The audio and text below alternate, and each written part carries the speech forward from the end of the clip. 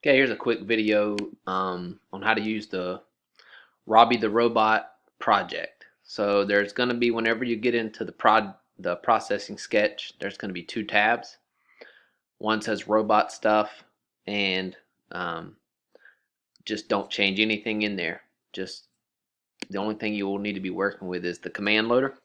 So in the command loader tab, there's this load commands, and students would just need to trace essentially what the commands are would make Robbie do. So he starts at 0, 0 facing north, and there's two things he can do. That is move in the direction he's facing, or he can turn right, and that's 90 degrees clockwise. But most students will just think right.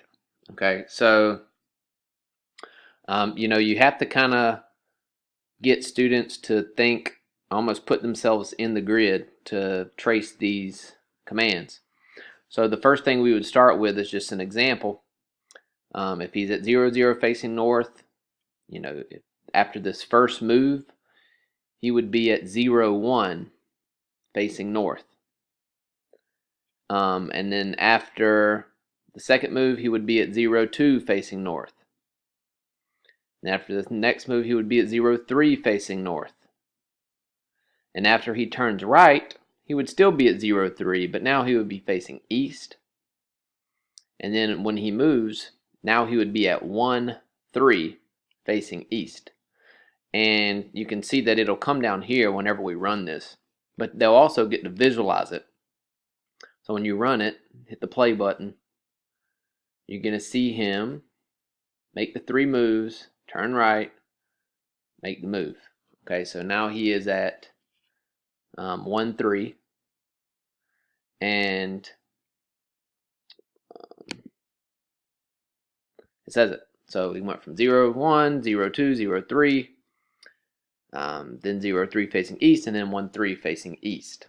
So that would be one way that you could work with students, would be to, you provide them commands, and you could do this on a worksheet that they could test in the command loader. Give them 10 commands and tell them they needed to tell you where the robot ends up and also what the direction he's facing. The other thing you could do is give them a coordinate, say -2, -5, and get them to display commands, and they have to think about it in the right order.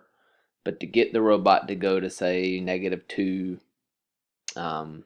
5, that would be in the second quadrant. So -2, 5, and then they would have to come up with the commands, and then they would test their own. I would have them write it down first on paper, kind of like I said, put themselves in the grid and think about it step by step. And then once they get their series of commands that they think gets them to that coordinate, then type those coordinates in, or type those commands into the load commands, and get the robot to move and test their